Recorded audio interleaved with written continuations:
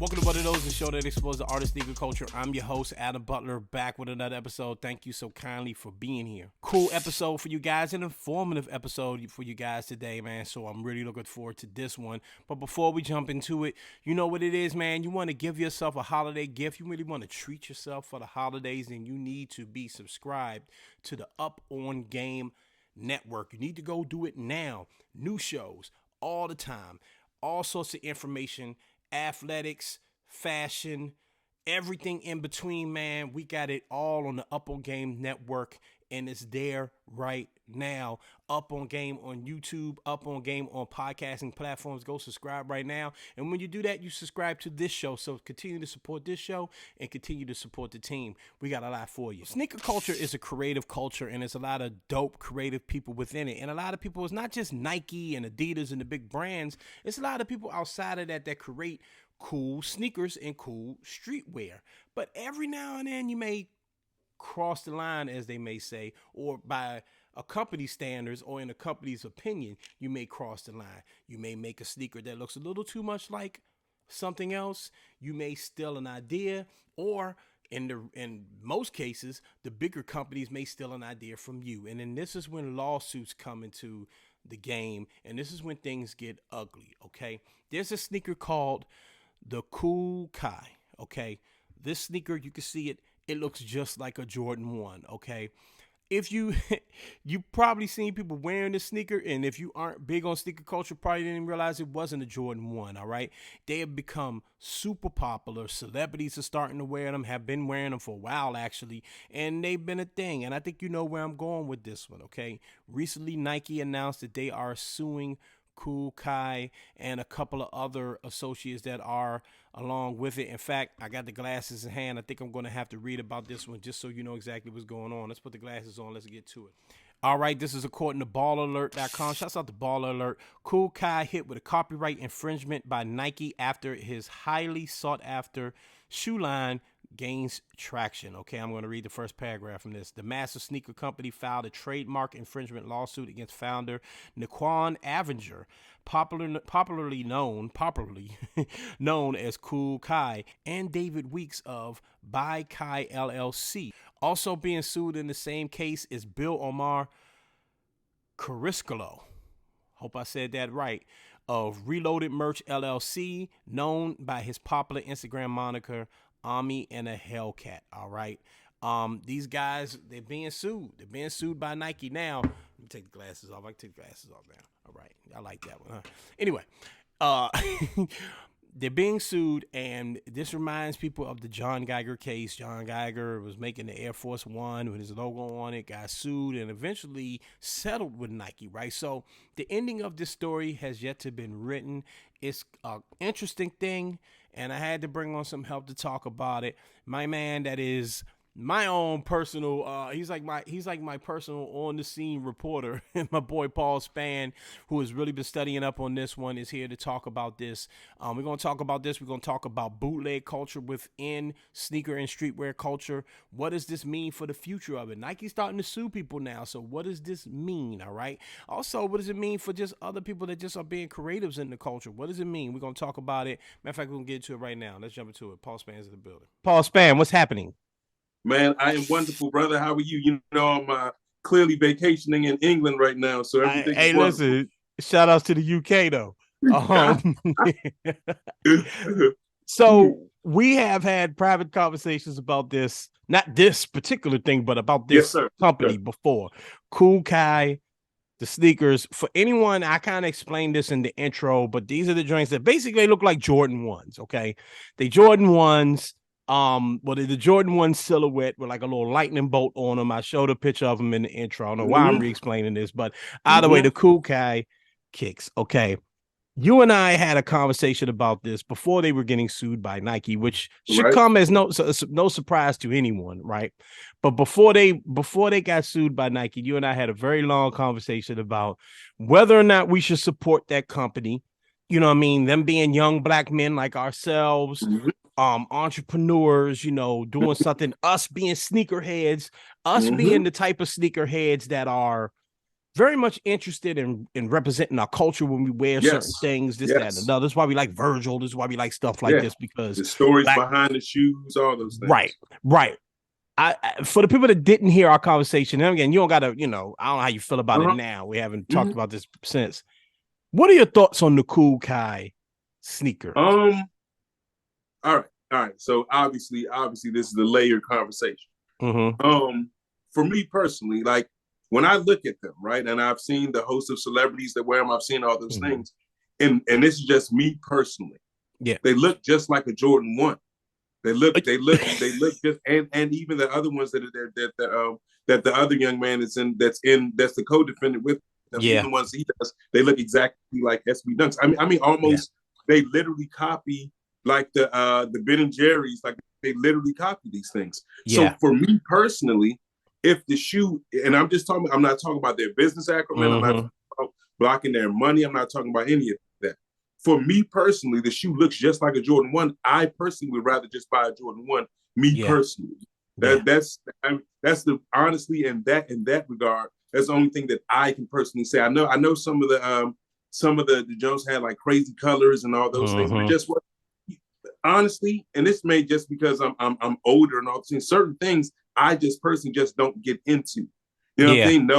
No knock on them. No, and I don't even know. I don't know what that makes me or anything. But personally, yeah.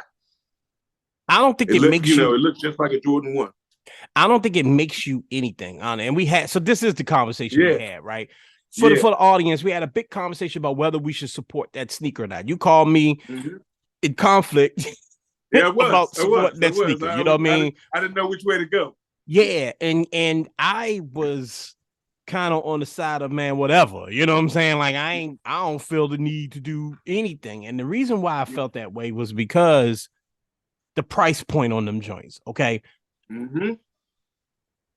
I don't know the right way to go about doing a knockoff sneaker or a bootleg sneaker. I know plenty of people that kind of like, customizers, you know what I mean? Like big time customizers had them on this show. And those are noted customs, right? Yeah. No, and that's what I'm saying. I mean, even like bootleg, like Gucci and like that's a whole thing. Like bootleg Balenciaga, shouts out, Balenciaga in big trouble now, but you know what I'm saying? Bootleg, right? This designer, bootleg, whatever.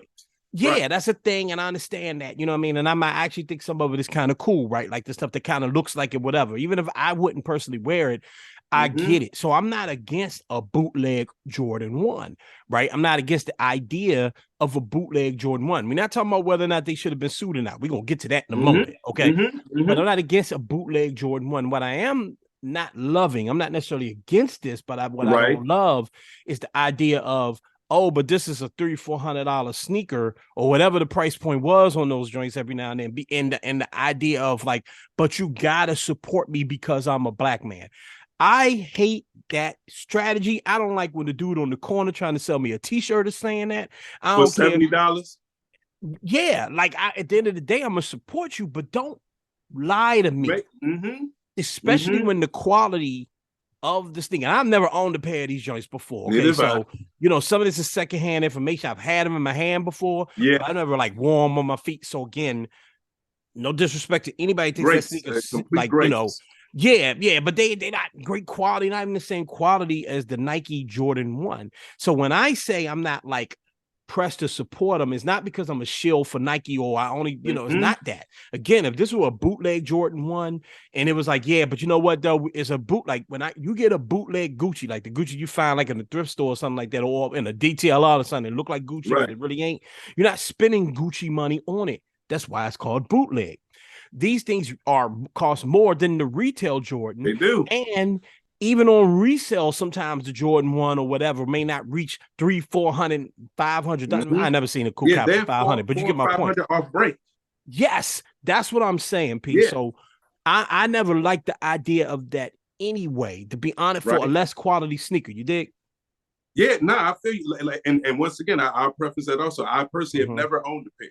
Never owned a pair. I have seen them in pictures. I've never even held them in hand because, frankly, like taking that the black element and all those things away from it.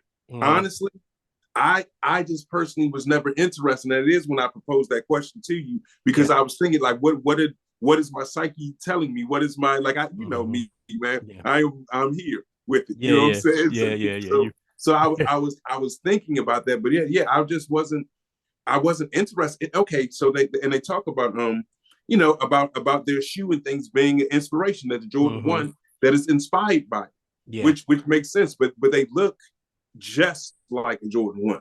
Right. You know what I'm saying? Like, they look just like a Jordan 1, just with a lightning bolt. So it's just like. So let me ask you this, P. What are you? I kind of gave my thoughts already, but what is your thought on like bootleg culture? Because here's the thing, and I want to give some background to my question, okay, or explainer to my question, because again, I've had people on here that are customizers, right? People that create their own thing. I do plan on speaking to more people that are starting their own sneaker company. I really want to start talking to those people in 24, you know what I'm saying, or 23, excuse me, and in 24, but you know what I'm saying? Right. You know what I mean? If this show is still on by then, I definitely want to be doing it. But I you know, yeah, you know, people that create their own, and there's so many patents out there. There's this guy named Sneaker Legal that I've been trying to get on the show for a minute. We just been mixing on our scheduling. He breaks down like patent situations all the time, even the patent stuff when it comes to the Yeezy or the former Yeezy, right? And all of that stuff that goes on. So reason why I'm asking about like bootleg culture and sneaker entrepreneurs is that it is kind of easy to get caught up if you're just making like the Chuck Taylor look or the Jordan. What do you think about that? What do you think about people that go that route? Are you in support of people that are like, my first part of the question is, are you in support of people that bootleg a Jordan or a Yeezy or whatever and kind of make it to their own? And then the second part of the question is, what do you think this means for entrepreneurs, people that are doing their own thing moving forward? Okay, so inspiration is inspiration, right? And we're all, you know, I would imagine that anyone younger than when all these things were created has a sway of things, right? Has a sway on, which makes sense. I am not completely against certain things, but I think that that the proprietors of are going to have to figure out how to mesh their creative ideologies with companies that already exist, because that is their product. You understand what I'm saying? Like, even with the talk of inspiration and all those things, like you just said, and you know me, Adam, I look into things when we're going to talk about things, because I want to see what exactly, what copyright infringement law, like, are you breaking it? There are actual laws of our state. It's just laws, period. So just because you're inspired by something, and just because you gain in your, it was so like that for you growing up and you want to pay homage to it, that doesn't always mean that that's going to matriculate out business wise. Yeah, like, it just doesn't. Yeah, and like I said, you know, when it comes to the lawsuit, and I understand a person saying, like, listen, what do you expect the person that's getting sued to say other than like, man, they wrong, right? I get that, right? But I don't love the idea of, man, they trying to come after the young black, because again, there's a lot of young black creatives out there that are trying to do their thing. And I don't think these dudes are bad people. I don't know these guys at all. You know what I mean? So it's nothing for me to, you know, but you know, it does kind of scream like, you know, like, I don't know, it feels like you're missing the mark when you're saying like, yo, and in the lawsuit it says that Nike tried to reach out a couple of times, right? That's it. And that's exactly what I was going to say to you. That's literally exactly with it multiple times. Multiple, and I'll say this, Adam, because and this is on so many levels, and I know you're going to relate to what I'm talking about right now. Yeah, this is on so many levels. The how we attach freedom fighter to everything, to everything, and that without having complete, clear, and precise knowledge of everything that's of all the parameters of it. Yeah, like what happens with social media culture, what happens with the way that things are, like you don't have to, like I understand Nike reached out to these gentlemen multiple times and they ignored them. But went to social media to say, look at what's happening. Like we live in a culture where sometimes we think that our social media presence can outdo actual business acumen. Yeah. And it doesn't. Like we can want to take that path, and then all of you know what I always talk about, all of our pseudo intellectuals can sit back and see all they're trying to do is railroad this, and all they're trying to do, but there's still business acumen to follow. Yeah, and like there is, and we can't always separate everything for personal feelings.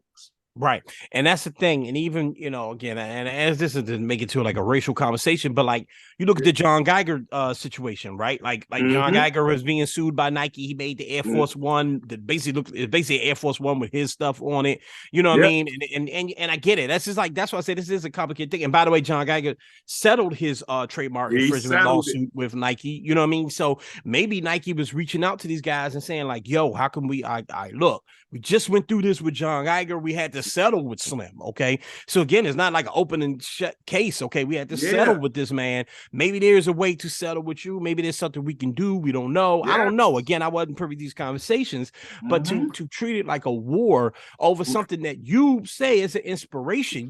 These are Jordan 1s. And by the way, I'm talking like, when I say Jordan 1s and when you say Jordan 1s, we talking like some of these are exact replicas of colorways, bro. Just with a lightning bolt. Just with the lightning bolt. So you're making the bootleg Jordan. What you're doing is you're providing the Jordan for the person that can't get the shattered backboard or the bread or the Chicago, the hard colorways to get, right? If you're willing to dish out 3 as opposed to like the shattered backboard now on resale is $1,000 sneaker. The Chicago on resale, unless you're talking about this newer Chicago, and it's still a $500 sneaker, is $1,000 sneaker, right? The band one is $750. Period. Yeah, so if you're not trying to dish out $750, you can get mine for $300, and you could, you're not wearing a real Jordan, but you got that look, and you still supporting a black, you supporting the black man. And see, that's what I'm saying. So I think that, again, I got to keep saying this, okay, because I don't know these guys, okay? I would actually love to interview y'all if y'all available. I'm sure you won't be able to do them right now, but I would love to interview guys because I don't know what the plan here is, but I am interested, and I keep saying this, what does it mean for people? Because this is an industry. So let me ask you this, Paul. Do you feel like Nike is starting to realize this is an industry, right? Like the settlement with John Geiger was a big deal. You know what I mean? When they finally sued John Geiger, a lot of people was like, damn, like I love the little twist he was doing to the Air Force One and this, that, and another. When they settled, a lot of people not only celebrated, but they also kind of saw it as like a victory for the little man. For the smaller person, right? Do you think Nike sees it that way? That it's like, you know what, man, we can't really keep stomping these joints out. Maybe we need to find a way to work with some of these people as opposed to like just stomping out every little bootleg version of our shoe.